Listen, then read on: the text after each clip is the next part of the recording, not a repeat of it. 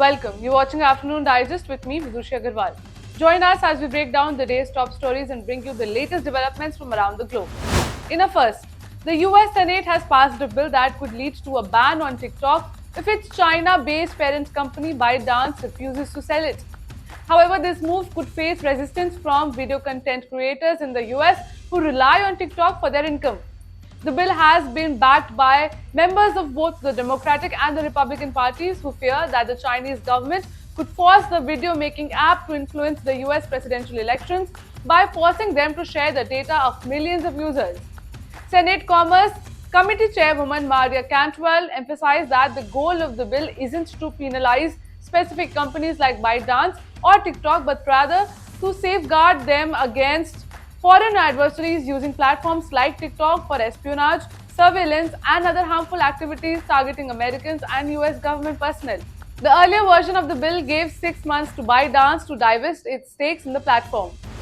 The Senate's approval of $95 billion in war aid to Ukraine, Israel, and Taiwan marks the culmination of months of contentious debate.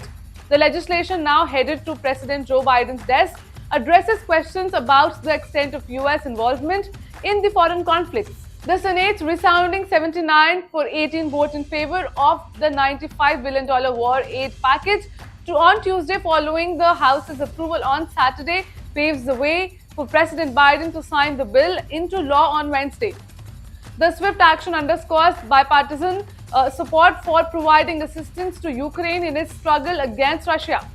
The legislation would also send $26 billion in wartime assistance to Israel and humanitarian relief to citizens of Gaza, and $8 billion to counter Chinese threats in Taiwan and the Indo-Pacific. US officials said about $1 billion of the aid could be on its way shortly, but with the bulk following in coming weeks.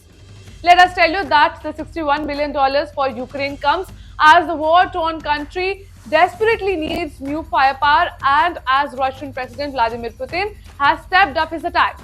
खानदानी लुटेरों की कोशिश होगी बेकार, फिर एक बार मोदी सरकार। शिक्षा देश का गौरव है और RKDF यूनिवर्सिटी शिक्षा का उद्यम है। RKDF में सवारे अपना भविष्य। PhD MPhil करे अपने पसंदीदा विषय में। सर्टिफिकेट डिप्लोमा के 74 courses. RKDF university.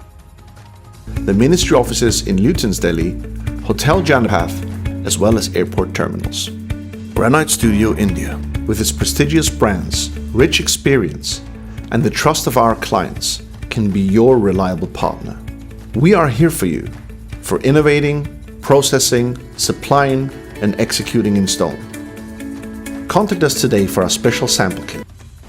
The US issued a warning to Pakistan on Tuesday, cautioning about the potential risk of sanctions and emphasizing their commitment to disrupting proliferation networks involved in business deals with Iran.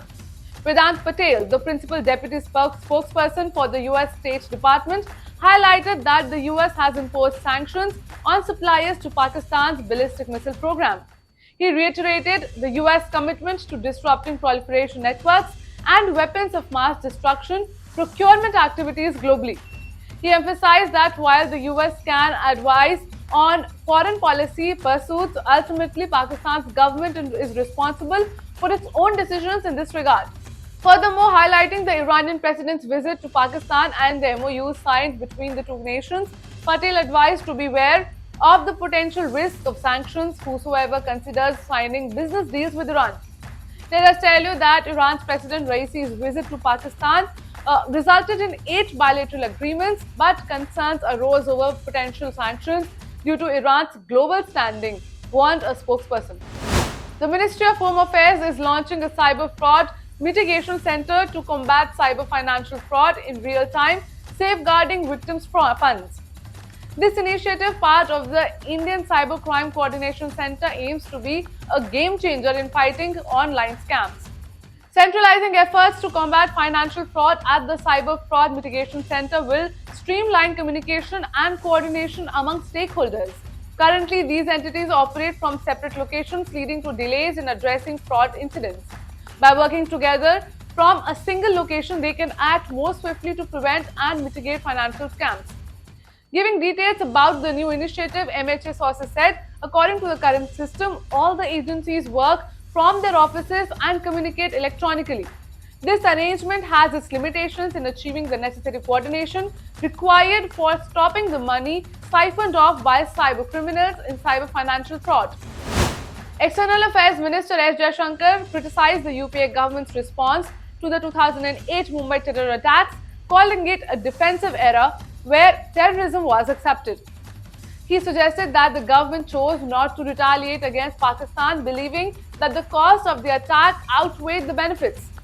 Addressing the Forum for Nationalist Thinkers Hyderabad chapter, Foreign Policy the India Way, from diffidence to confidence, Jaishankar said, in the defensive era, we accepted terrorism. The National Security Advisor of the previous UPA government wrote, we sat, we debated, we considered all the options.